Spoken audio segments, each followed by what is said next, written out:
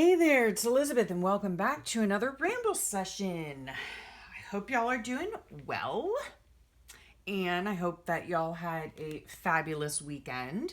We did have a fabulous weekend, in fact.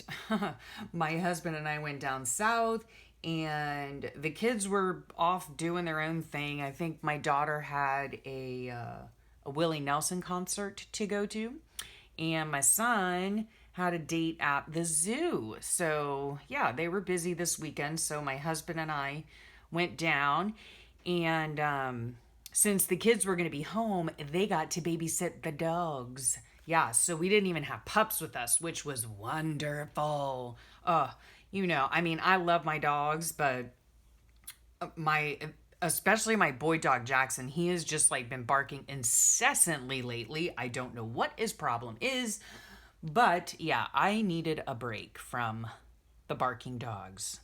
So, anywho, yeah, we had a really nice weekend. We actually got to go out and about, which I don't even think we've been able to do, for health reasons. We haven't been able to do for, oh my gosh, since probably before Christmas, I think. I'm not even sure. I finally got my library fixed. I'll show you that in a minute. Let's go ahead and get started on the Fobonichi front, see what's going on. So I finally finished. This is my March, April Fobonichi. I think I showed you this before. I'm not sure. I make my books, my Fobonichis, out of altered composition books. They're Staples brand gridded notebooks. I say it all the time. The front cover I decorate very simply because they come on and off my shelf. And yeah, I'm not all too precious with them. So I also put an eyelet on the front and the back. And I decorated the back with just a piece of scrapbook paper. I love this scrapbook paper. And I don't know I'm not very good with, what's it called? The names of the pads or whatever, or where I got it from. So most of my scrapbook paper is like 10 years old or more. So anyway, I just love it though. And so yeah, that's all I did to the back was just cover it with a piece of scrapbook paper. And this, like a lot of times when I do my Fobonichi, since I'm so behind all the time, I kind of like finish it up as I go. But for once, I have finished, completely finished preparing my whole book, which is unheard of in my world. So I have a little tie here. This is just scrap, not ribbon. It's just remnants of fabric that I have. So on the inside here, this is from the same paper pad that I just love. Oh, I wish I had more of it. Anyway, so on the inside, I just cover the inside with a piece of scrapbook paper. I do put a little pocket here to hold my labels that I print out. These are all labels having to do with luck. So, because we're in the month of March. So, that's where I hold those. Those labels go up here in my headers. I'm still working on the Fobonichi video to put out for you guys about what the Fobonichi is and what a Fobonichi is, because I've gotten, quite a few new subscribers lately, and that's really why I started my channel, was the Fobonichi. So yeah, I just want to come on and explain to you what a Fobonichi is and all that it entails. So anyway, what else was I going to say? Oh, I'll tell you that in a minute. So yeah, I went through and I prepared everything. I did all of my headers for the entire month. And then when I got to the end of the month, I had an extra page. So this is simply it's not a collage. It's just a picture from a magazine, a beautiful springtime picture that I loved. These little butterflies here are covering up like the letters that are on an advertisement. And then this here is covering up the words. So yeah, there's always an easy fix to these types of pictures if you want to use them. This is just like a little tag thing from the EK Success Punch.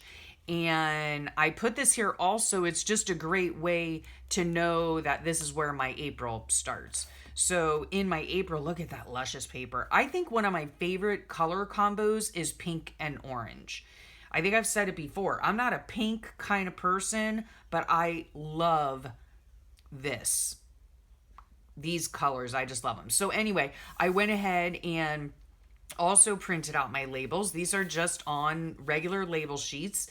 And what I do is I go in, it does take me quite a while. I go in and I find these happen to be Bible verses, because it is Easter this month in April. And so yeah, these are Bible verses, and I go in and I copy and paste verses from the computer onto each individual each individual label. So yes, it's very time consuming, and I usually make a file after I've done the labels. I of course save it, and I have a file for all of my Fobonichi labels, and I'm trying to build up that file so that I have labels for each month, or even like 2 sets of labels for each month, so that each year I can, go back and forth and decide which labels I want, if that makes sense. So yeah, then I went through this whole thing and I did all of my headers in the April. I went ahead and put scrapbook paper on the back. I have 1 extra page here in the back, and this is where my shout outs will go at the end of April. So speaking of shout outs, here comes Fred. I'm so sorry. Speaking of shout outs, I have already started a new list of shout outs already on my phone, but I wanted to thank you so much for your overwhelming response to my last shout out series, number 6. And if you haven't seen it, I'll link it in the description below. And so you guys can go over and check out those shout outs that I did. I really enjoy doing shout outs. I love sharing the channels that have inspired me. It is my very small way of showing my appreciation for those that give so graciously of their time and talent on YouTube. So that's just my little way of saying thank you for giving me inspiration. There's Fred again. Oh my gosh. Oh, and somebody asked me, one of my dear friends, Heidi, asked me where Fred came from. And Fred is the frog that lives in my throat that must speak to you all and say good morning or good afternoon or good evening every time I turn the video camera on. Not sure if it has to do with my thyroid issues or what, but I'm constantly clearing my throat. It's very annoying. I know it must be annoying to you. Believe me, it's annoying to me. It happens every single time. So way back when I first started YouTube, I kept clearing my throat, and so one of the days I just joked, on one of my videos, golly, I'm going to have to name him or something like that. And I believe somebody suggested Fred. So Fred was born. Okay. So there's the story behind Fred. Okay. So let's get on with what else I've been doing. Okay. I wanted to show you some of the finds that I got while we were out and about. I usually don't do, sorry for the glare. Oh, more glare. I usually don't do like haul videos or whatever, but these are actually books that I get for free. Yes, for free at our library. Our library is quite generous. And of course, I always leave a donation. So I got this book and it is gorgeous. It is a photography book and it's all in black and white. And I love black and white photography. So if I go in and if it's not too awfully glary, okay, what I love about this are the pictures in it, first and foremost, are gorgeous, okay? The other thing I like about it is that they are, relatively small-ish. I mean, they're not, some of them are bigger than others. These are, let's see here, about 7 by 5.5 inches, okay? What I like about this book, though, is that there's nothing on the opposite page, right? So if I cut this out, I'm not worried about losing something on the other page. I really like that. These and then ones like these, I can cut out and actually add to junk journals. I can fold them in half and add them to junk journals as a decorative piece or whatever the case is. And then, somebody can do whatever they want on the back because there is nothing on the back. Now, these are very glossy images. The other thing I could do with these as well is I can cut them out of the book and then cut them into sections, however many sections I want. I can use them as ATCs. I can use them as decorative pieces on clusters. I can make tags out of them. This is really thick, glossy, thick, glossy paper. So there are a lot of uses for these photos. I mean, a lot. And yeah, so I was super excited when I found this. These are just really lovely. Oh, I love that picture. I love it. Or I could even simply make a junk journal just out of black and white images and then use it as a black and white collage journal if I want to. Of course, I need another project like I need a hole in the head. So that probably won't be happening, but I could do it. And if you guys happen to find a book like this in your local library, then there's an idea for you, right? So just really nice book. Really enjoyed that find. Let me see what else I found. Oh, I found this book too. I found this book right here. And I am loving, excuse me, let me get this out of the way. I am loving this book. Okay, first of all, it's a great read. And look at the binding on it. It's Coptic stitch binding, which is fabuloso. I mean, it's so great. It's The Art of Living with Nature. Now, while it is a good read, it also has absolutely stunning color photos in it. And it is just beautiful.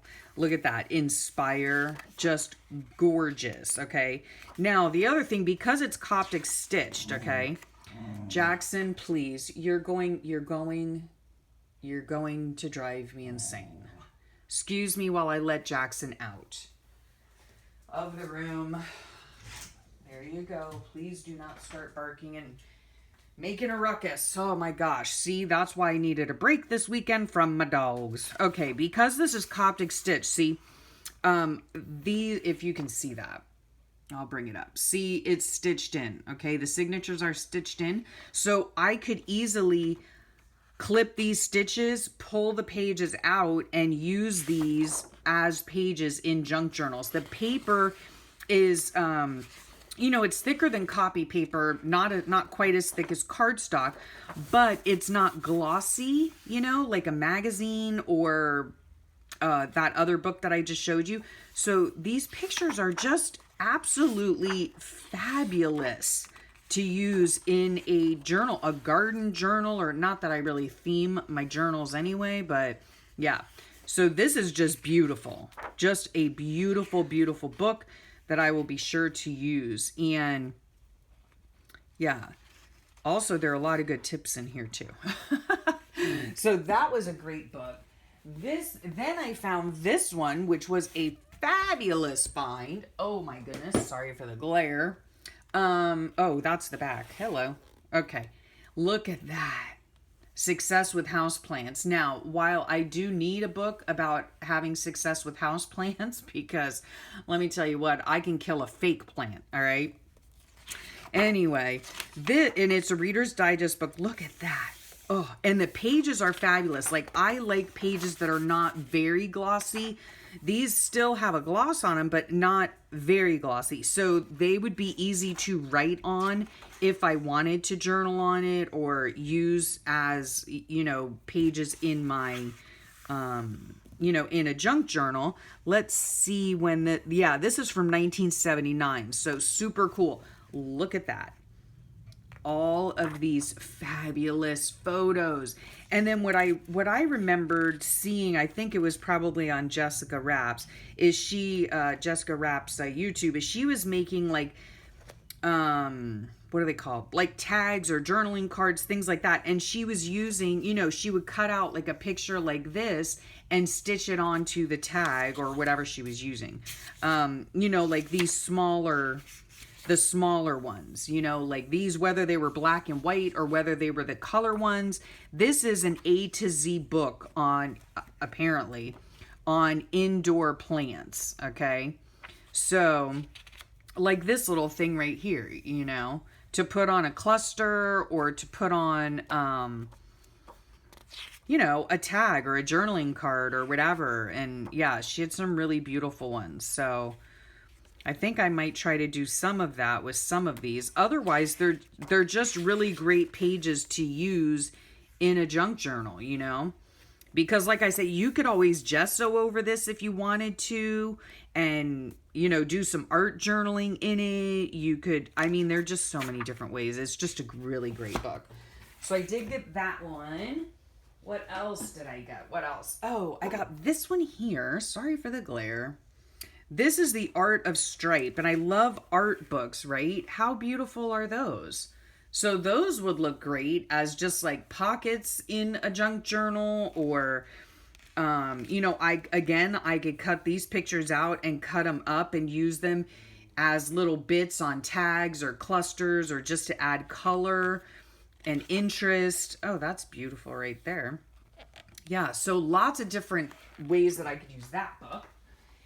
And then lastly, at the library, I got this book here, which is, to me, the perfect size for a junk journal. I love this Robin Egg Blue. Is that what it's called? Robin's Egg Blue. This book is about 5 by 7.5. Yeah, about 7 and, well, actually, yeah, a little bit more than 7.5. But this is, to me, the perfect size, because then you can just use an 8.5 by 11 sheet of paper and fold it in half, and you have part of your signature, easy peasy. Usually in my junk journals, or the ones that I make, I'm not really such a super fan of all the different shapes of pages in the book, like varying shapes. I like it to be a little bit more uniform. It's probably just the whole OCD tendency rearing its head, but that's how I like to do them. So this right here is like the perfect book to gut, in my opinion. The cover is in fabulous shape. It's a beautiful color, all of that. So yeah, so I got that. And then I got this fabulous thing. I happened to go to Bell's, and it was $6, but let me tell you, which is a little bit more than I would like to spend. But let me tell you what, it's a book of stencils, okay? So these are all perforated stencils, right? That I can use to, you know, obviously as stencils. I can either use it with paint. I can use them with, what's it called? Distress ink. I could even use these with my Inktense pencils. I mean, so many different things, right? I'm not crazy about like animal print, but whatever. Big, whatever that is, arrow chevron thing. I won't go through all these, but I love these circles. I mean, I don't have very many stencils at all. Whatever this pattern is called, I can't remember. But more animal patterns. Oh, well. Look at that. Feathers and wings. Oh, I can use those in like 100 different ways. So yeah, I mean, I don't even know how many stencils are in here. Oh, look at that bird one. Isn't that fabulous, huh? So many. And the alphabet in the end. So let me see if it says on the front here. Stencils with step by step. It's actually for stenciling on clothing, but of course I wouldn't do that. But okay, more than 20 reusable fashion stencils. Okay, so more than 20, right? Oh, hello, I could have just read that right there. Yeah, so for $6 and I get more than 20 stencils, yeah, can you say bargain? Okay, so I did get that. The last thing I wanted to show you, and I'm right here, is I had shown you this before. I got these at Bell's for $2.99, okay? So not only are they cute as all get out journals, okay? And this one's like glittery and so cute, right? I can use these in a junk journal, okay? I can use every single bit of these. They're all lined. They're put together by a staple. So wherever the center is, right? Okay. Here's the center, right? I take these two staples out, and there you have it. I have a whole sheet of paper that's already folded to go straight into a signature for junk journal. Now I can go ahead and Kool-Aid stain these to make them different colors. I can coffee stain them or tea dye them or whatever. I mean, just perfect. And I can even use the covers, right? The covers are gorgeous, so why not stick those in there too? I can always, on the bottom of this one, to cover up this part here, the writing part here, I could always make like a little pocket here, So there's so many things you can do with these, and for $1 a book, I couldn't pass it up, right? Look how beautiful that is to use. And you can use, like I said, you can use the covers within your junk journal too. I mean, perfect. And it's lined paper. Again, you can stain them any way you want.